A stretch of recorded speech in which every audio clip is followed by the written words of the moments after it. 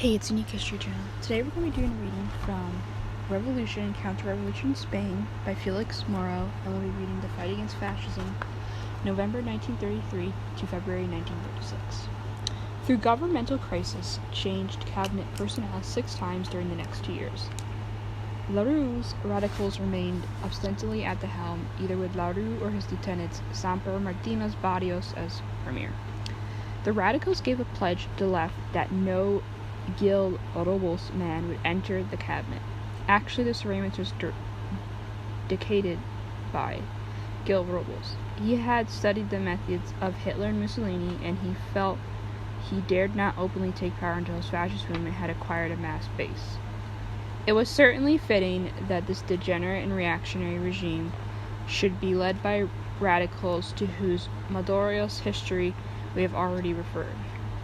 A party of such grotesque buffoonery, every nun and mother had been a Larue slogan, could exist so long as capitalist and proletarian camps did not lock in mortal combat. It was soon to dissolve its finished occasion, appropriately enough, by a series of scandalous revelations of financial speculations involving the whole party leadership but the Bienio Negro, the 2 black years. Its cynical stars served the austere clericals as premiers and ministers. The legal structure provided by the Republican Socialist Coalition proved most useful to Larue and Gil Robles. Over 100 issues of El Socialista were seized within the year. The Socialist International estimated in September 1934 a total of 12,000 imprisoned workers. The Socialist militia was proscribed and its arms confiscated. Workers' meeting halls were closed and their union accounts scanned to discover use of funds for revolutionary purposes. Socialists and other workers elected in the municipal councils were removed. All the laws which socialists had thought to use against the irresponsibles were now being used against them. Gil Robles' main problem was to secure a mass base, a difficult task because Spain has an extremely small middle class. Outside of the small group of the prosperous peasant owners in the North Basque and Nevada, where a force similar to the Austrian clerical fascist militia was organized, Gil Robles would have much difficulty in recruiting from the lower classes. They were, however, the 1.5 million unemployed city and land workers. To win them, Gil Robles introduced a bill providing unemployment benefits seeking to exploit the fact that the unemployed had been neglected by the Republican Socialist government. The clericals set up a program of government reforestation, the work camps being schools for fascism. They set up a youth movement, a Christian trade union movement, and a Christian peasants movement. Gil Robles even frightened his allies, the landowners of the Agrarian Party, talking up dividing the big estates. Even to unfriendly observers, it appeared that Gil Robles was rolling up a mass following. But when, after months of patient labor and huge expenditure, the clerical fascists attempted to show results by marshalling great mass gatherings, they were smashed and disintegrated by the social proletariat. Why? Is it true that clerical fascism was often inept? Nevertheless, the lack of convincing demagogy had not prevented clerical fascism from smashing the proletariat in Austria. Spanish clerical fascism did not succeed for the reason that the proletariat, unlike Germany, did fight, and unlike the Austrians, fought before it was too late. For the Spanish proletariat, evidence a real determination not to allow itself to be beaten by fascism, the leftward evolution of the international social democracy after defeats of Germany and Austria came in Spain more rapidly than elsewhere. Caballero joined the left wing, of which the Socialist Youth, deeply critical of both the Second and Third Internationals, was the mainstay. The left wing declared for preparing the proletarian revolution to be achieved by an armed insurrection. The center wing of the party, led by Prieto and González Peña, publicly pledged in the Cortes that the attempt at a fascist regime would be met by an armed revolution. Only a small right wing under Bustillos refused to learn from Austria and Germany. In the UGT, Caballero introduced a regime of bold and strong right-wing socialists who objected were forced to resign from his executive. precisely because they had been so ideologically dependent on Katkutskis, and Browers. The fall of their teachers enabled the Spanish socialists to make an extraordinary, sharp break with their past. The bourgeoisie, reading proletariat politics by the way of bourgeois analogues, thought this was all a bluff, until they were scared into conviction by the discovery of large depots of arms in socialist homes and buildings. With the Socialist Party ready to struggle, the fight against fascism was enormously facilitated. Indeed, it is not too much to say that the only leftward turn of the Socialist Party made possible under existing conditions the victory over fascism. To have rallied the masses in spite of the socialists would have required a revolutionary party of such caliber and mass proportions as simply did not exist in Spain. It proved impossible, however, to instill the Socialist Party with Marxist conception of insurrection. Even the best of the left socialist leaders had an extremely narrow conception. In pseudo-left terms similar to those of the anarchists in the third period Stalinists, the socialists affirmed themselves no longer interested in the course of the bourgeois republican politics, as if the revolution cannot influence the course of bourgeois politics. For example, the rightists had carried Catalonia in the November elections, but there was such a resurgence of the masses, only 2 months later the left bloc swept the Catalonian municipal elections.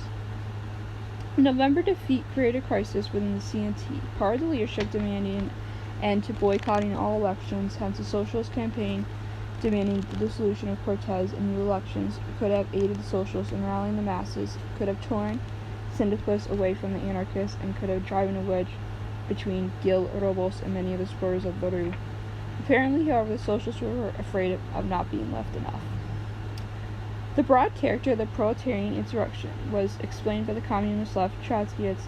It devoted itself to efforts building the indispensable instrument of the insurrection, workers' councils constituted by delegates representing all the labor parties and unions. The shops and streets to be created in every locality and joined together nationally, a veritable mass leadership which, as it functioned, would succeed in drawing to it all non-party and non-union anarchist workers seriously desirous of fighting against capitalism. Unfortunately, the socialists failed to understand the profound need of these workers' alliances. The bureaucratic traditions were not to be so easily overcome. Caballero, no more than Bierto, could understand the mass leadership of revolution must be broader than the party leadership. The socialist leaders felt that the workers' alliance meant they would have merely to share leadership with the communist left and other dissident communist groups. Thus, the communist left was pervasive enough to achieve their creation in the Austrias and Valencia, and they nominally existed in Madrid and elsewhere. Actually, in most cases, they were merely top committees without elected or lower rank delegates. That is, little more than liaison committees between the leadership of organizations involved, and even these were never completed by being joined together and through a national committee. Incredible as it may seem, the fascist scribbler Cosarea Malaparte's technique of a coup d'etat had a great vogue among the socialist leaders. They actually thought Malaparte's precocious dialogues between Lenin and Trotsky, elaborating a purely putschist concept of seizure power by small groups of armed men, were genuine transcripts. The socialists seemed to be completely ignorant of the role of the masses in the October Revolution of 1917. They failed to tell the masses what coming revolution would mean to them. Though leading in June 1934 a general strike of landowners involving nearly 500,000, the socialists did not cement the bond between the city and country by rallying the city workers to their aid with pickets and funds, nor was the strike used systematically to propagate the slogan seizure of land, although during those same months peasant seizures of land reached their highest peak. As a result, when the bitter strike ended without victory, the class consciousness of landowners, always so much weaker than that of the industrial proletariat, was so shaken that they played no role at all in the October insurrection. Nor was the city proletariat prepared to seize the factories and public institutions, and impregnated with the conviction that it was up to them to overthrow capitalism and begin building the new order. Instead, the socialists hinted darkly of their complete preparations and effect of the revolution themselves. In their partial struggles against the fascist menace, however, the socialists acquitted themselves magnificently. Gil Robles put his greatest efforts on 3 carefully planned concentrations that at Esquiel near Madrid on April 22, 1934, that of the Catalonian landowners in Madrid on September 8th against the liberal tendency laws adopted by the Catalonian government, and that on September 9th, the Calvadonos Hostias. Not one of these was successful. The workers declared general strikes covering each area. Streetcars were torn up, trains were stopped, food and accommodations were made impossible, roads were blocked by barricades. With fists and weapons, the reactionaries were turned back and dispersed. Small groups of wealthy young bloods and their servants, clergy and landowners who managed to get through with the aid of the army and the civil guard, presented such a ludicrous contrast to the forces of their opponents that the clerical fascists, claiming to represent all Spain, received an impenetrable blow. The workers' opposition was reinforced by the struggle for national liberation. Moves against its semi-autonomous status roused the Catalonian nation. Companies still in power had to finally endorse a series of huge demonstrations against Gil Robles. Finally, the nationalist deputies left Cortes altogether. Reactionary centralization even drove the conservative Basques into hostility. Their municipal councils in August 1934 met and decided to refuse all collaboration with the government. Lerroux answered the arrest of all Basque mayors only intensified the crisis. The clerical fascists dared wait no longer. They had failed to build a mass base, though at every day the opposition grew stronger. The disunity of the workers' ranks was slowly but surely tending to disappear. Despite Lerroux's clever game of gentle treatment for the CNT in order to reinforce the anti-political elements who were arguing that all governments were equally bad and Lerroux's government was no worse than the last, socialist proposals were beginning to meet with acceptances. In a number of strikes, the CNT cooperated with the UGT in several places, notably in the Austrias, and the anarchists entered the workers' alliances. Even the Stalinists were compelled to come along. Since November 1933, they had met each socialist step to the left by the phallus of the incentive. Kuntzian, official reporter of the 13th plenum of the Executive Committee of the Communist Internationale, December 1933, accused the Spanish socialists of taking part in the preparation for establishing a fascist dictatorship. There are no disagreements between the fascists and social fascists as far as the necessity for the further fascization of the bourgeois democracy is concerned, said ECCI. The Social Democrats are in favor of fascization, provided the parliamentary reform is preserved. What is worrying these people is that they're vicious. The zeal of the fascists may hasten the doom of capitalism. The fascisation of social democracy is proceeding at an accelerated pace. When, in April 1934, the Secretary of the Communist Party of Spain, Balbotin, resigned because the Communist Internationale refused to sanction a united front, he was answered, the social fascists have to maintain the illusion among the working class that they are the enemies of fascism and that there is a great struggle between socialism and fascism, as some petty bourgeoisie counter-revolutionaries want to make workers believe. In June 1934, the socialist Juanita Rico was killed by fascists in Madrid. The Communist Party had to accept the socialist invitation for participation in the mass funeral. But on July 12th, it rejected a socialist invitation for joint action and entry into the Workers' Alliance and declared that our correct united front tactics enable us to frustrate the counter-revolutionary plans of the Workers' Alliance. But by September 12th, the pressure from its own ranks was irresistible, its delegates taking seats in the alliances on September 23rd, just a few days before the armed struggle began. If the chief exponents of the theory of social fascism had to join the proletariat united front, the anarchist-led workers of the CNT would soon take the same road. Gil Robles dared wait no longer. He struck. Zamora named Lerroux to form a new cabinet. 3 of Gil Robles' nominees entered it.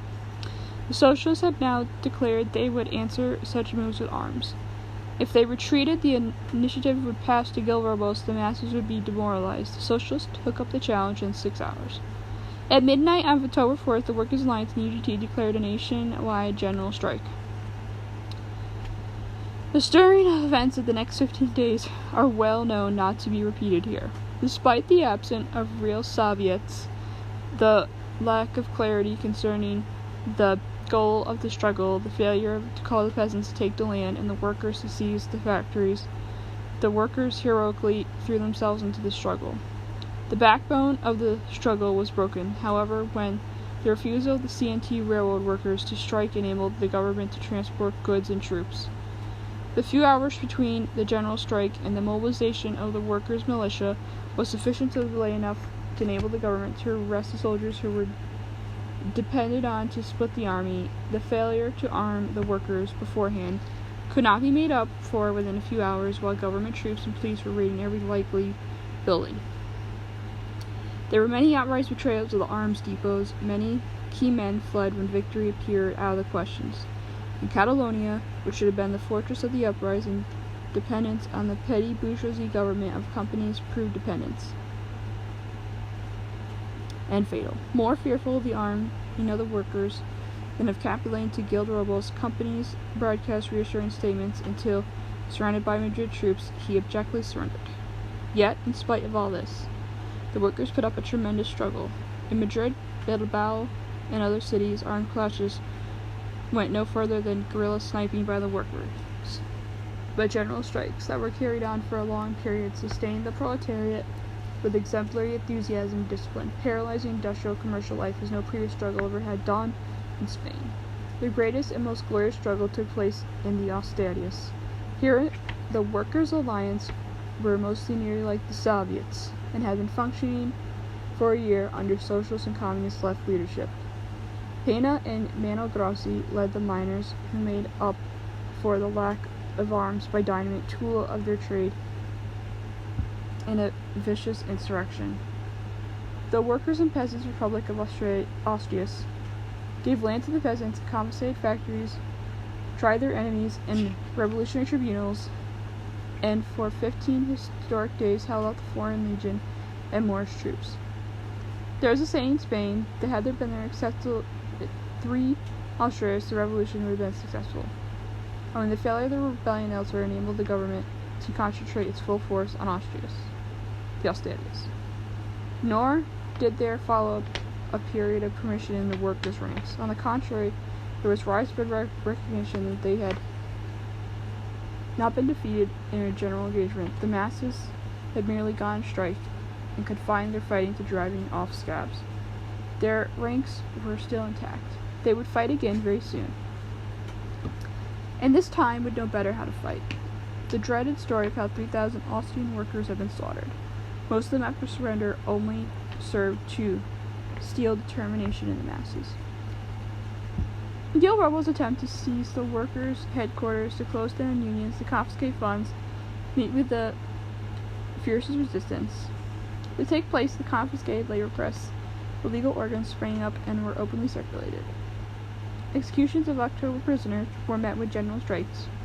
Numerous economic strikes demonstrated the unshakable morale of the proletariat.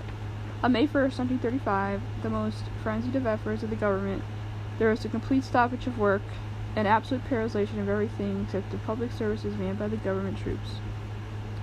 The amnesty campaigns for repatriation of condemned men and the release of the prisoners drew in large sections of the peasantry and the petty bourgeoisie, and the cry of Aminista, Aminista drew hitherto untouched layers in political life. The radical regime began to crack. President Zamora himself dared go no further. Before the strike was over, he commuted the death sentences of the Catalan chiefs. The Republican Party split. The Periodist Martinez Barrios, who as the premier in December 1933 ferociously crushed an anarchist push with leading anti-fascist grouping and joining with Anzana and other Republicans in May to fight for amnesty. LaRue himself now retreated, depriving Piena and 18 other condemned socialists. On March 29th, when Guild Robles retaliated by Driving his cabinet out of office, LaRue was named premier again by Zamora and dissolved the Cortes for a month in which the radicals ruled alone. On May 4th, LaRue formed a cabinet with clerical fascists, and by this time with Gil Robles himself as Minister of War. But May Day had already made clear the turn of the tide.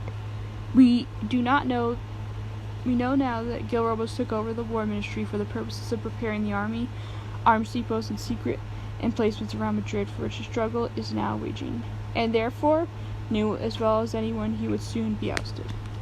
Great anti-fascist rallies took place around the demand for delusion of Cortes and new elections. Meetings of 100,000, 200,000 became regular occurrences. Within the working class, sentiment for unity was the dominant note.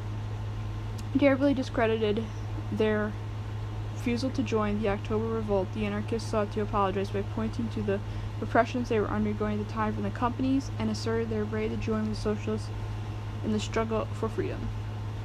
Angel Potesta led a spirit and organized syndicalist party for participation in the coming elections, and even the CNT leadership made it clear that they would let their followers vote against the semi-fascist regime. With the tide, most of the bourgeois press turned against Gil Robles. It needed the only final touch of financial scandal involving the LaRue government. The clerical fascists had arrived in posse. They had to retreat.